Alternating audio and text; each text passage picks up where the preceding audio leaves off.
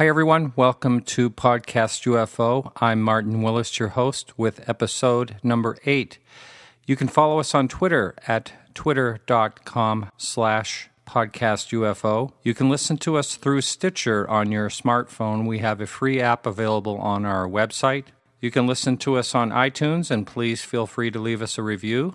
Today's guest is Mack Maloney. He's an author in Newburyport, Massachusetts, and he wrote a wonderful book titled UFOs in Wartime. It's a great interview, and enjoy the show.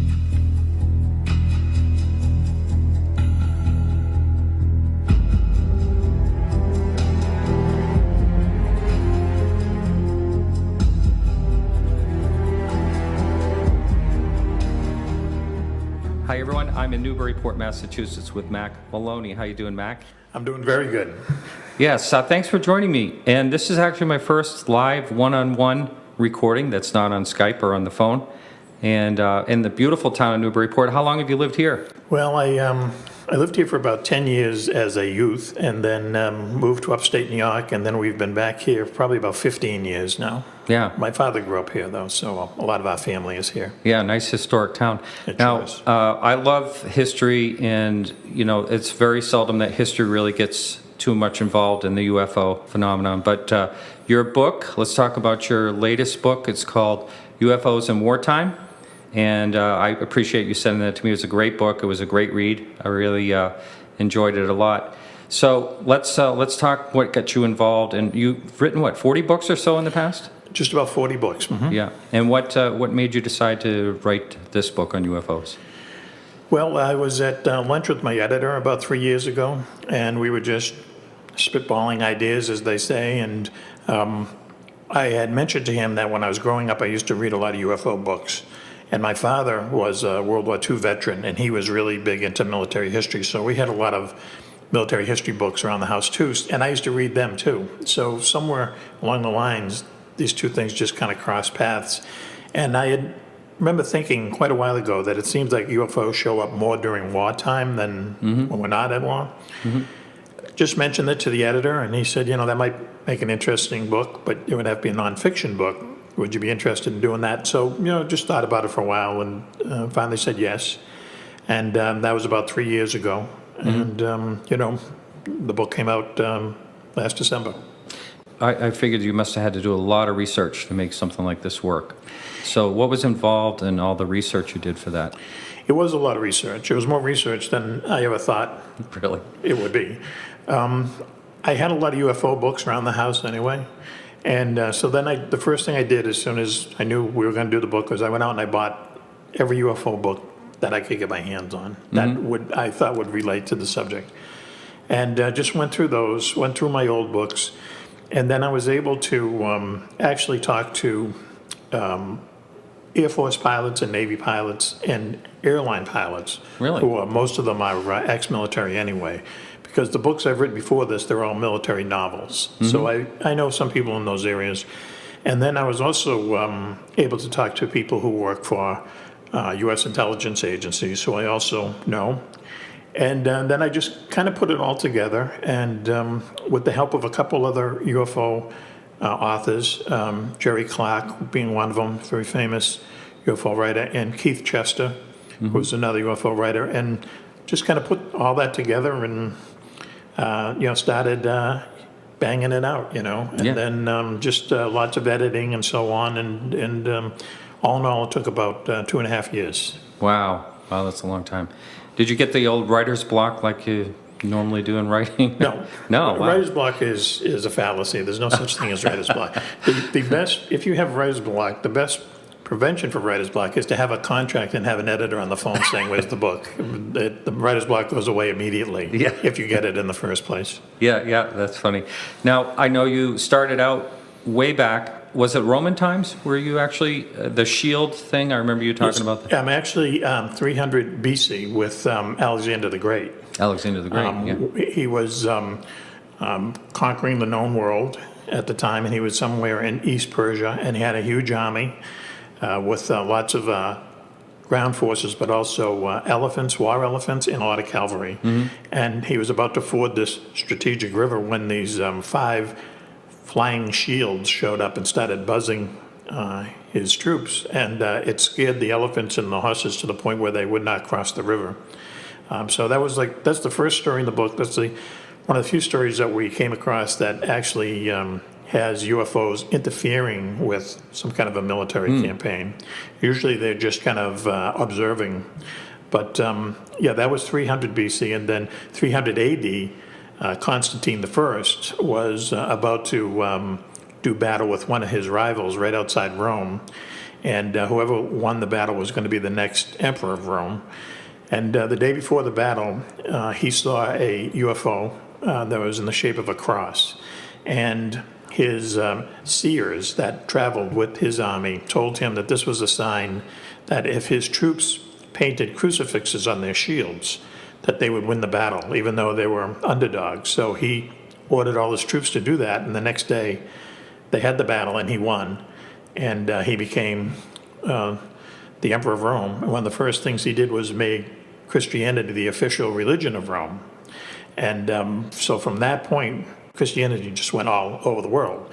So I know it sounds crazy, but there's a point, you could make a point that Christianity flourished because of a UFO sighting. Wow. Now, where did you find the documentation for these two last stories you just said? I don't know. It's somewhere in the pile of books I have in my room, or somewhere on the internet. I should have mentioned that too, is that, a lot of research, or what is good about the internet is that you can Google in whatever is on your mind, and you'll get something. And that something will lead you to a book, to a podcast, to a radio show, or something like that. I think that we got those from the book of a broadcaster from years ago. His name was, I think his name was Jack Edwards. And he was he was an all-night radio guy. And he also wrote books on UFOs. And I believe that that's where the first source of those two stories came from. Mm-hmm. And then you get into the scare ships. And I think that was quite a name for them. I think somewhere I read that you thought there's a possibility of time travel. Right. I always used to think, and I think a lot of people just assume that UFOs are the little green men from Mars theory. But the more I researched it and the more I kind of looked into it, the more this idea that they might not be ETs at all, that they might be time travelers, just started to make more sense. There's a UFO writer named Jacques Vallée who has championed this idea, and I'm certainly not the first one to come up with it, but it just seems like many times, especially in wartime, when UFOs show up in battle, they're just observing. There's cases where British bombers would be over a city at night being shot at by anti-aircraft fire, being shot at by German night fighters, and in the midst of really horrendous battle. And a UFO would be flying 100 feet off their wing. And I just kept thinking, well, why would they do that? If you have such a technology that you can build and fly these incredible machines that people were seeing, why wouldn't you look at something like this from a distance? Why would you want to be right there? And it just occurred to me, that maybe these are time travelers from our own future coming back, just simply watching how history was being made. Yeah, I mean that's a pretty good theory. The other side of that I think may conflict with that a little bit is that there's a lot of mundane days where people see a UFO here and there, and maybe it's a little of both. I mean, it's and then there's the talk about interdimensional and all that, and it's the bottom line is we just don't know. We don't know. I mean, that's the we start the book off with that phrase that someone came up with years ago that makes a lot of sense. And what it is UFOs exist. We just don't know what they are yet. Yeah. The story I always kind of use as far as if they're from another dimension or another time as opposed to outer space is the example of a safari. If you won a safari tomorrow, what would you do? What would happen? You would get on a plane. You would go a long way away to Africa. They would put you on a bus or a truck or something and roll you out into the Serengeti, and you'd have cameras and you'd be with other people and you'd be taking pictures of the lions eating the antelopes and so on and so forth. Now the animals see you, But they can't comprehend, what a tourist is, what a truck is, what a camera is. So they're aware of you, but they don't know what you are. So they just go on with their daily lives. Well, it would almost be the same thing with UFOs. I mean, we know they're here. We see them all the time. But maybe just like an animal in the Serengeti can't comprehend what a tourist is, we can't comprehend what a UFO is. And then if you take that one step further, there are people who go out in the Serengeti with tranquilizer guns and shoot these animals and knock them out for a period of time and study them, and then they wake up. Well, that's pretty close to what some people say they go through with abduction incidents. So it just seems like, I think it really all comes back to whatever they are, is that they're not they're not trying to be secretive about it. They're here a lot. Right. And I think they just observe. They don't really interfere with that daily lives. And like I said, there's 70 stories in the book of military encounters with UFOs, but I think only about 3 or 4 of them have to do with the UFOs actually doing something to affect the outcome of a military engagement. So for the most part, they're just watching. Yeah. And I think you mentioned a number of times not a number of times, but a few times where someone actually engaged and fired, and which all began back with the LA sighting. Right. Back, what was that date? Was that 52 or? In Los Angeles, it was February 24th and 5th of 1942. 42, that's right, yeah. Right after Pearl Harbor. Los Angeles at the time, 2 million people lived there, lots of defense plants there. And lots of military and civil defense people in the city. And back then, people thought that the Japanese were going to physically invade California. Right, yeah. So naval intelligence told the people in LA that on this particular night they were suspecting that there was going to be a Japanese air raid. So everyone was on a heightened alert. There were a lot of anti-aircraft guns around these defense plants in LA. And around 1:30 in the morning, sure enough, these things start showing up on radar. They were not airplanes. They were silver discs. Some were flying in chevron formations. Others were flying separately. The air raid sirens went off. They figured that at least half the people woke up, so maybe 1 million people saw these things.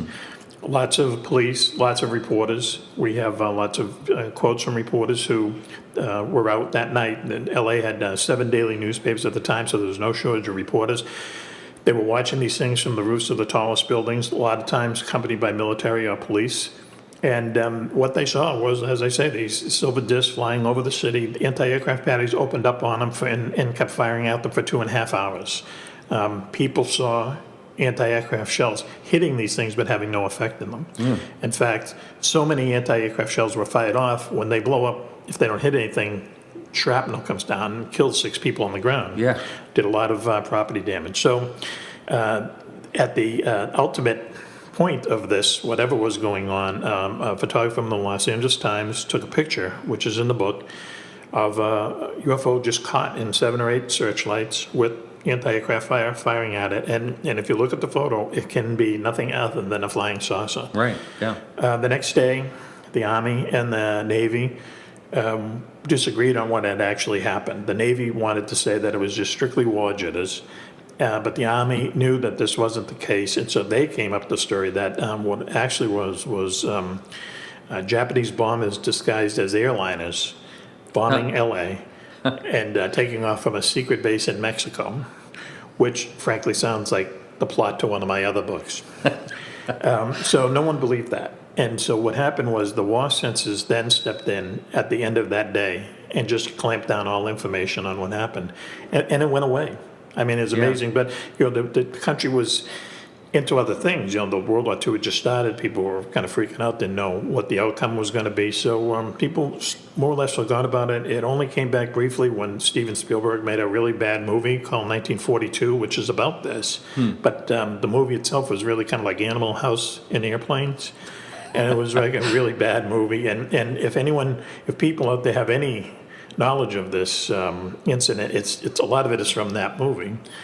So no one has ever figured out what happened. There was no official U.S. investigation done. But once again, from all the people who saw it and from the photo that the Los Angeles Times had, it's really hard to argue that it was something other than a UFO, because that's what it sure looks like in the photo. Right. Now, so then 5 more years goes by, and then Kenneth Arnold which I never realized the part in your book, which talks about that he was hired as a writer about the incident that happened 3 days before his sighting. Right, the Maury Island incident. And that sounds almost like a setup or something. It just seems weird, how that all entangled together. Yep. Can you just give a brief description on how that all happened? Well, the Maury Island incident is probably one of the strangest UFO stories out there, and that's why we felt we had to put it in the book.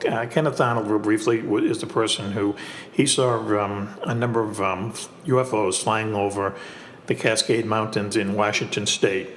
This was in July of 1947, and when he was a private businessman flying alone in his own plane. When he landed, he mentioned it to some other pilots, and soon thereafter, the press got a hold of the story, and he mentioned to the press that these things looked like saucers skipping across the surface of a pond. And the media took that quote and turned it into flying saucers. So that's how we have the term flying saucers. But what happened was 3 days before that happened, there was a man named Harold Dow who ran a business off of Tacoma, Washington, retrieving cut down trees that had fallen into Tacoma Bay. And he would retrieve them and bring them back to the lumber companies, a lot of lumber companies in that part of the country. So he was out there one day with his son, 2 other workers, and his dog on this boat doing this, when 5 UFOs appeared out of nowhere and were hovering right over his boat. One of them seemed to be in trouble, and the others kind of came up to it and gave it almost like jumping a car. They gave it like an electrical charge, and the thing kind of revitalized itself. In the process of doing that, it expelled this what they called slag, which is the byproduct of making steel. But there's no steel mills up in this part of the world. But anyway, the slag started coming down on these people in the boat. They beached the boat on Maury Island and took cover and kind of watched this whole fantastic thing going on above them. And once the disabled UFO seemed to stabilize, all the UFOs just boom, off, they're gone in a second.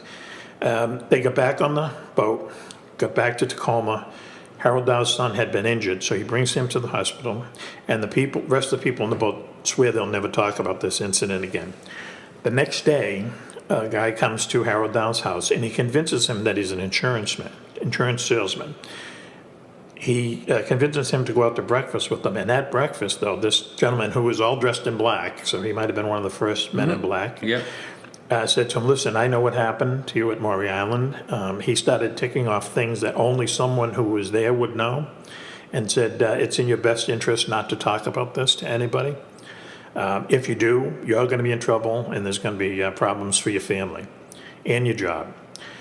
So this kind of put a scare into Harold Dow, but later on that afternoon, he went and he told the story to his boss, a guy named Fred Chrisman, whose name will be important later on. And Chrisman says he went out to Maury Island, and he too saw some kind of UFOs. So together, they got in touch with an editor in Chicago of a science fiction magazine and convinced this guy to do a story on what they had seen. And the editor thought, who better to write the story than Kenneth Arnold, the guy who was responsible for the coinage of the term flying saucers. So even though Kenneth Arnold wasn't a journalist, he agrees to do the job. Oh, see, that's the connection I didn't get before. Yeah. I got it. This was his first writing assignment, and last. Yeah. So he flew to Tacoma. He got a hotel room. He talked to these 2 guys, and as they were in there talking about what had happened, he gets a phone call from a newspaper editor of the Tacoma Times, and he says, "I don't know who you people are. I don't really know what you're doing, but I have someone on the other line who's telling me every single thing you're saying inside that hotel room." So right away, Kenneth Arnold and Dow and Crispin kind of freak out, and they scan the rooms for bugs or listening devices, can't find anything. At that point, they decided they should get the military involved. At that time, Arnold had now made some contacts with the military. This was about a month and a half after his sighting, and 2 military intelligence officers flew up from California to Tacoma in a B-25 bomber and landed and joined them in the hotel room.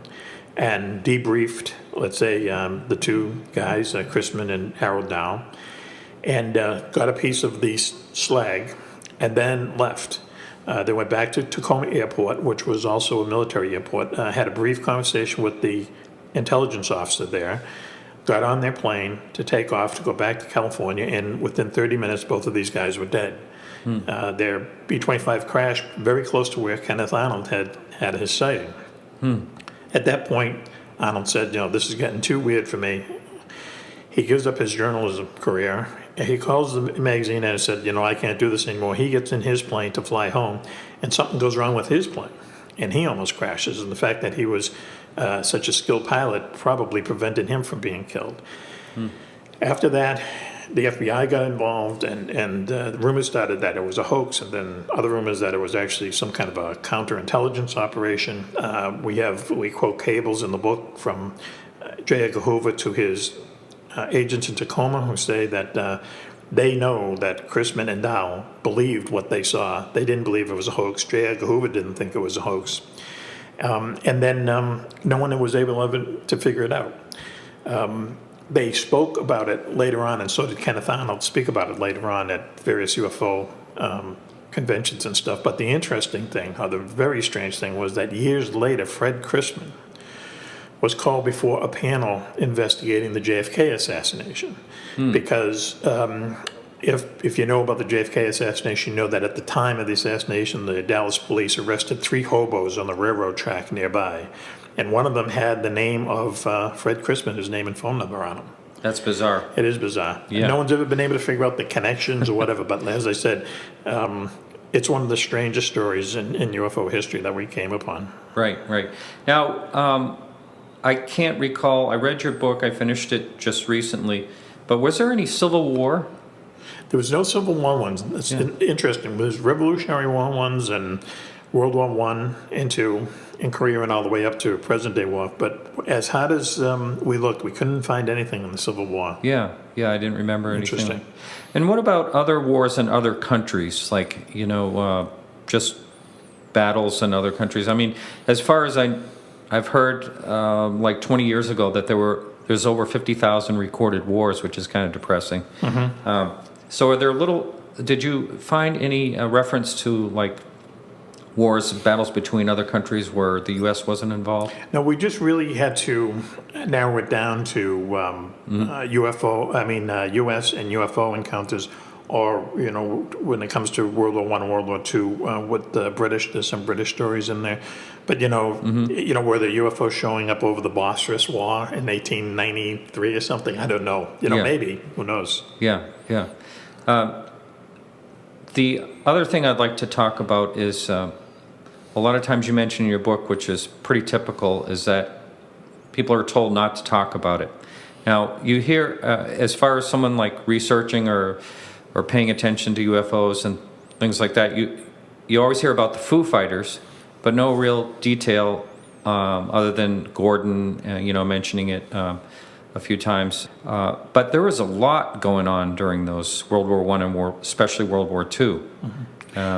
How many reported would you have, if you had to guess how many reports in total, would you have any idea? Well, not really, because I can guess.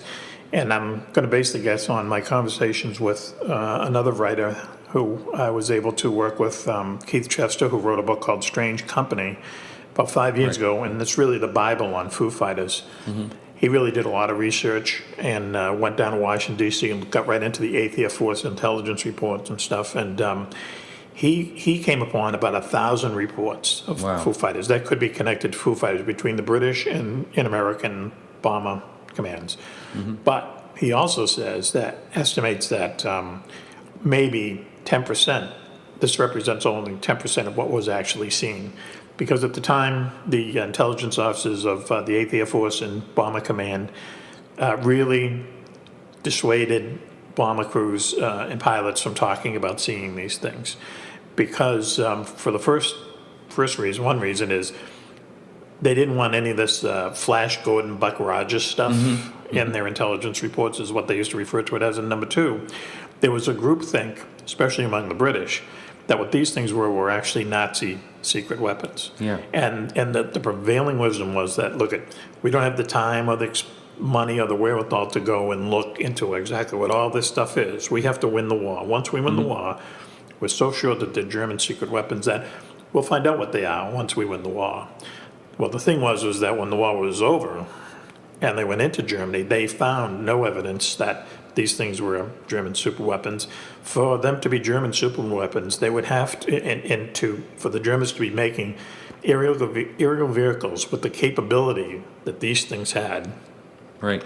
It would have been a project on the size of the Manhattan Project. It would have been, I mean, out of this world, literally. And there was no huge factory found. There was no huge support apparatus that would have been needed found. No one ever came forward and said, I was flying these things. In fact, the Germans said to the Americans, we thought they were your secret weapons. Yeah. And the Japanese said the same thing. They asked the Japanese after the war, first of all, they said, did you have any planes over Los Angeles on the night of February 24th and 25th? They said no, they did not have the technology to move a carrier close to California at that time or ever during the war. And they said, no, we have no idea what that was. And we would see these Foo Fighters too. A lot of them actually happened in the Pacific there too. And we thought they were American secret weapons. So no one ever figured out what they were. And I think what's really telling is that once the war was over, they all went away. Yeah. No one saw them, months later or anything. So once again, it's one piece of this whole big UFO puzzle that no one's ever been able to figure out. Right. And then after 1947, all of a sudden, they were everywhere. Hits, right. And a lot of people are speculating that had something to do with the nuclear arms testing, things like that. It could very well be. There's stories in there about how UFOs show up a lot over nuclear plants. Yes. Not just nuclear weapons plants, but for instance, in Washington, there's a place called Hannaford Nuclear Facility where they made the first fuel for the atomic weapons. And this place, had UFOs flying around it almost on a daily basis in the late 40s. There's a story in there about the aircraft carrier Franklin Delano Roosevelt that was in service for 30 years. It was the first U.S. Navy warship to have nuclear weapons on board, and this ship was virtually stocked by UFOs for 30 years. We came upon 6 instances where UFOs were following it, hovering over it. Lots of people saw them. Right up until almost its last years in service, UFOs were just showing up over this aircraft carrier on a regular basis. And then, of course, we have a lot of stories about UFOs showing up over ICM bases in the 60s and 70s. So they seem to be very interested in our nuclear weapons and what we're doing with them. Right. I know right now, Stephen Bassett, are you familiar with who he is? He has a petition, and the White House petition, about the nuclear arms, UFOs showing up over it with nuclear arms and disarming them and things like that, which is quite fascinating. It kind of makes you think that, okay, they're trying to tell us something. I think they are trying to tell us something. Yeah. There are so many instances where we could only put, I think, 20 of them in the book, but there were dozens of them where UFOs would show up over our ICBM silos in the 60s and 70s, and even more recently now, where when the UFO would hover over the silo, either the power would go out, or something would go wrong with the targeting of the ICBM, or something would go wrong with the entire warhead. And sometimes when the UFO would move away, whatever went wrong would come back to life or whatever. Sometimes it wouldn't. I think that's really sending, a very clear message that they know what these things are, and that they have almost more control over them than we do.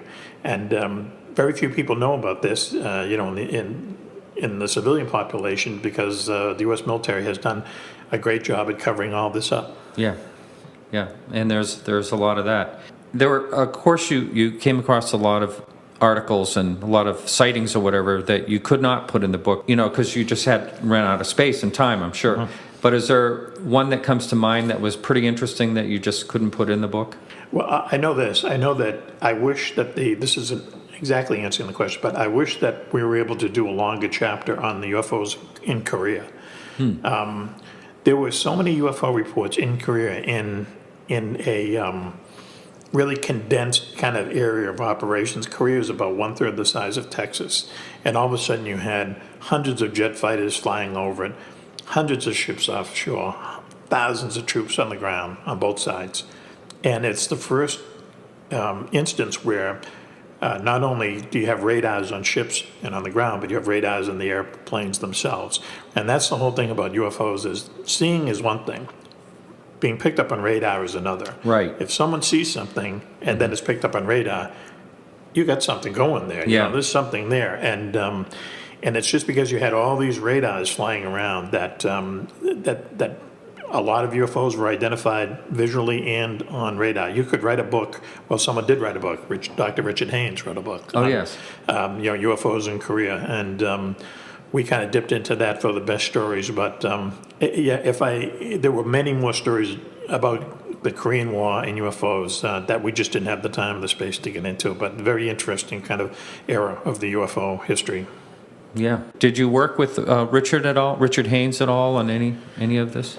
I talked to him twice on the phone. He's an interesting guy. Yes, he is. He was a really high up the ladder at NASA in the 60s. He had a lot to do with designing the Gemini space capsule and other things. And then he became so involved in trying to find out what UFOs are that he quit NASA, and this became his life, you know. Kind of a secretive guy, nice guy. Talked to him on the phone twice, as I said, and he gave me a lot of information about what was happening in Korea. Gave me a lot of information off the record, which I wish I could impart to you now, but I promise not to. But Yeah. some very scary instances he told me about that have happened in the post 9/11 world. And I asked him, I said, you know, you're a learned man, and I think he's a very courageous guy, because the overall problem with UFO research is that you're ridiculed if you're a scientist. That's right. To say, I want to study what they are. And not only are you ridiculed, you're not going to get any funding. And when you're a scientist, That's right. Yeah, your reputation and funding are the two main things to keep you going. And no one wants to do it, but he did. Yeah. You know, he did. And my hat's off to him. He's one of the people out there who are really trying to find out what is going on. He's writing a book now, UFOs in Vietnam, which we touch on a little bit in our book. He is a very learned man and really knew his stuff. And it was really a big thrill for me to be able to talk to him and interview him for the book. Right. And I've made that point before in a past podcast that, it really, a lot of it is about funding. I mean, there is no funding. And I think science should really take a hard look at this, because, millions of people can't be wrong that they're seeing these things. That's right. I mean, there's up to 1,000 UFO sightings every day around the globe. There was a survey done a few years ago that 40 million Americans believe in UFOs. Actually, 40 million people have either saw a UFO or know someone who has seen a UFO. 80 million people believe in UFOs. And the thing is, if they can spend $10 billion on this super collider in Switzerland to basically see, what was happening milliseconds after the Big Bang, which, I'm sure will lead to great scientific discoveries, it would seem that you would want to put as much money, or at least some of that money, into figuring out what UFOs are, because if you finally figure out what they are, it's going to be one of the greatest discoveries of human history. Absolutely. But we don't need to know about neutrinos all that much.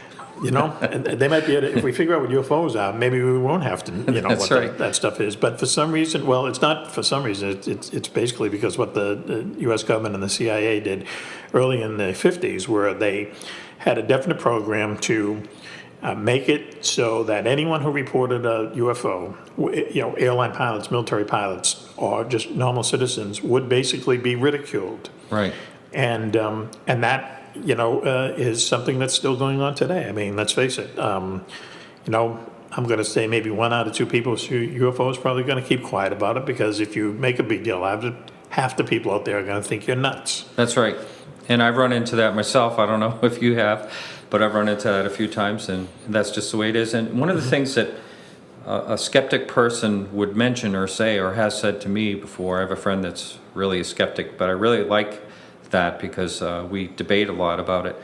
But he says to me, well, then if it's true, then how come they're not on radars? I said, well, they are on radars. Mm-hmm. And he said, well, you don't see that or hear that anywhere. And, it's just because someone's not looking. There's plenty of evidence out there that they've been on radars. Oh, they're on radar, sure. I'll quickly tell the story of the ghost rockets of 1946, mm-hmm. where in Sweden, in 1946, in the spring of 1946, people started seeing these rockets flying over Sweden. And thousands of people saw them. Hundreds of them were spotted. Sometimes they were flying along in formation. People saw them taking turns and maneuvering and so on. And the Swedish military got so concerned about it that they actually broke their neutrality law secretly, went to the British and asked the British to send them some radar. And so the British sent them a bunch of air defense radar sets. And sure enough, these things start showing up in radar, which I was talking about earlier, like in the Korean War. If you see it, it's one thing. If it shows up in radar, it's another. If you see it and it shows up in radar, something is there. Mm. And they got, just as soon as they installed this British radar, they got 400 hits right away of these strange things. No one ever figured out what they were. They thought at first it was the Russians shooting off old German V-1 buzz bombs, but that turned out not to be true. And at one point, towards the end of this flap of these ghost rockets, a Swedish pilot actually caught up to one and flew alongside it for a while, watched it maneuver, and had a very high, it looked like it was had high technology in the way it was maneuvering and so on. His description at the time was secret, but later on in the 80s, two UFO researchers interviewed one of the Swedish defense ministers, and this guy gave this pilot's description of what this thing was. And if you read the description that this Swedish defense minister gave of what was seen in 1946, and you read the description of a modern-day cruise missile, it's exact. Really? Wow. And he said what they saw, that pilot saw that day, was a cruise missile. But who had cruise missile technology in 1946? No. That's one other theme to the book, is that in several instances we came upon where people seem to see technology that's just a little bit ahead of its time. The scare ships is an instance of that. The ghost rockets is an instance of that. The ghost flyers of 1933 over the same part of Sweden is an instance of that for some reason. And it's almost like a branch of UFOs. People see something that just shouldn't be there in that time frame. Maybe 10, 15 years later, it's not such a big deal. But airships, for instance, Zeppelins before Zeppelins were invented, and airplanes with 8 engines before there ever were airplanes with 8 engines, and a cruise missile in 1946. So once again, what's it mean? Who knows? Yeah, it's almost like out of time, just stepped back in time a little bit. The one part that I disagree in your book on, and you may have had someone say something to you before about this, is your thoughts on Roswell. I understand your point, and I know there's some wackos out there that kind of almost turned everything into disinformation. And I know it was buried for 30 years before people came forward. But there's a lot of things that, to me, when the government says, it was the mogul and the bodies they say were crash dummies, which didn't come out to 5 years later. There's a couple of things that I want to point out to you that makes me think it was really something. One of them is, how could the Air Force say they captured a disc in the first place? And secondly, why would people come forth on their deathbed? There's 2 instances where people were on their deathbed and they decided they didn't want to die without saying what they saw. So anyway, I just want to hear your points on that. Well, I just want to say that for a long time I wanted to believe in Roswell.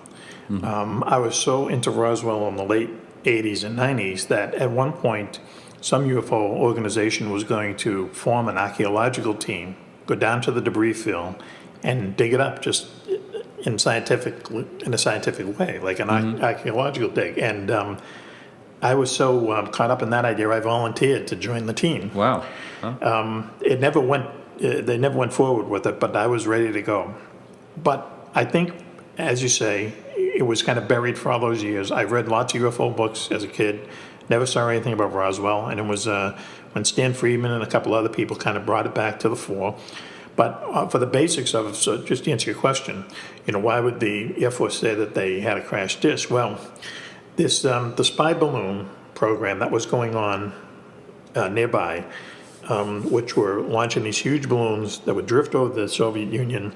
They had these long kites on them, kite tails on them, but acoustic devices, and they were trying to find out whether the Russians had an atomic bomb or not by picking up acoustic evidence. Right. They didn't want the Russians to know that we were doing that because at the time, even then, technically the Russians were still our allies. But I think what happened was when the Air Force saw the debris, and because this was such a secret program, they couldn't say we found the debris of a secret spy balloon program. So they said we found a crash disk, and that was like they were covering something up, but it wasn't covering up the fact that a UFO had crashed. They were trying to cover up that a spy balloon had crashed, and they used the UFO angle as the cover-up point. Next to that, and this all kind of turned for me when I was watching TV one night, a UFO show, which I would, watched hundreds of them during this time I was doing the research, and they just showed the debris from the famous U.S. Air Force photograph, and then they showed debris that was left over from one of these spy balloons, and somehow photoshopping or whatever, they took those pictures from the Air Force photo, and they just lined them up perfectly with the debris of a really crashed spy balloon, and everything matched perfectly. Just matched perfectly. So I said, wow, it was one of those balloons. So in my mind, that's what I thought. And then, as you said, you add into that all these fantastic stories that have come out from there since. I mean, I think the latest books say that, more than 15 UFOs have crashed in the Roswell area, and that there is, dozens of alien bodies, and that the military would breaking into people's homes and shooting people to shut them up. And I mean, it sounds crazy. It just sounds crazy. And I don't think you could get away with something like that in this country. Someone would talk. And why are all these UFOs crashing in Roswell? So I just think, I always use this phrase, I just think there's too many moving parts to this story. I really believe that nothing happened at Roswell. I'm not saying that they don't have a crash UFO from some other place that they have hidden somewhere, but I just don't think it happened at Roswell. I'm open to have my mind changed. Okay, I would like someone to convince me that I'm wrong, but at this point, I really don't think anything happened there. As far as with the deathbed things, I don't know about that. I know that deathbed confessions are admissible in court, so that's pretty hard evidence. But why someone would say that on their deathbed, I just don't know. Maybe it was just something that they really truly believed, and they were mistaken about it. But I've offered to go down to Roswell with anyone who wants to convince me otherwise. So if you want to go, let's go. All right.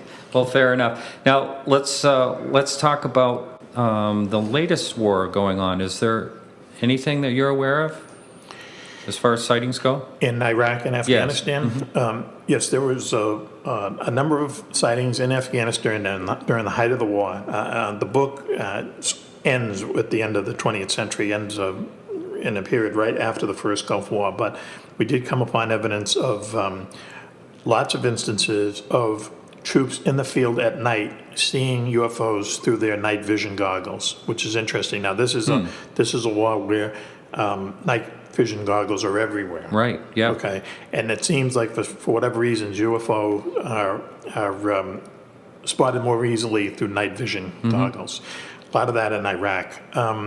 Not so much over Afghanistan that we've heard about yet, but see, the thing is that because of the way the military treats people who see UFOs, it's going to take a while for these people who are on duty now to get out, and then for the news to kind of trickle out. In fact, I'll just say that my pet project now is what I think we should do is I think that we should either petition the government or somehow force the military to give blanket amnesty to any service person who saw a UFO during their service career and was told not to talk about it. Tell those people nothing is going to happen to you. Come forth, tell everyone what you saw, and just think of the tidal wave of information we would get from those people. So that I would think be that's great if something that would people happen. should do. Yeah. It's like the UFO Amnesty Project or something like that, something like that Steve Bassett or someone could get behind and force the military into just giving amnesty to these people, and let's see what they have to say let's hear about their stories. And then the other side of it is, if the military refused to do it, then we know that they're hiding something. So it's a win-win situation for us. So I hope someday that happens. Yeah, I think that's a really good point. Now, where can someone find your book, UFOs in Wartime? It's on Amazon. And actually, before I finish this question, just to let the listener know that I'll have this up on your podcast, right underneath your podcast on our website, as far as click and buy goes. But is it in bookstores? Yes, it's published by Penguin Books, the Berkeley Books imprint. So Penguin's the largest publisher in the world. So they're at every bookstore in the U.S. and Canada. And my publisher always reminds me to say, please patronize your local bookstore. But if you can't, just go to Amazon.com, and it's very easy to order it there. MackMaloney.com is my website. There's a lot of information there, how we put the book together and other books that we've done. So actually, the best way to do it probably is to go to Amazon.com. Yeah. And one last question. Do you ever going to write anything else about UFOs, do you think? If you had asked me that 2 weeks ago, I probably said no. But in the 2 weeks that, they have offered me a contract to do a follow-up book, so we are going to do a follow-up book. Excellent. Okay. Well, this has been great. So this is Martin Willis with Mack Maloney, and that's it for today. Thank you. Thank you.